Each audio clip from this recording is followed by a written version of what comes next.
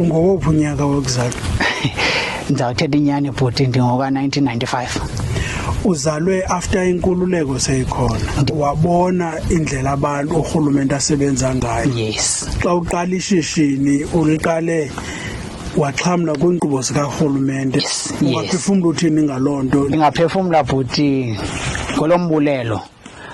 Obviously ke kumaqhawe wethu alapha eSouth Africa okanye kootata bethu nakoomama bethu abalwayo balwe into yobana side sibe kule ndawo sikuyo namhlanje, because ii-benefits zokubila kwabo, zokulila kwabo, zokuthini zii-fruits esizityayo namhlanje. Abantu abamtsundu babengenawo umhlaba, babesoxuthwa umhlaba. Yes. Ngamabhulu. Yes.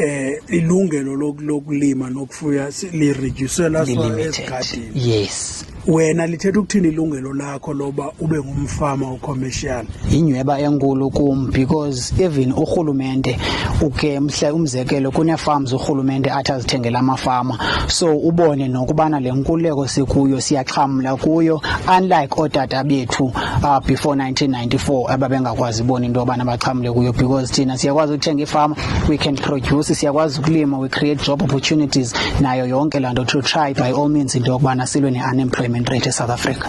Unayo ifama eyakho wena? Yes, ndinayo mhlekazi. Ingakanani kwaye yenzani?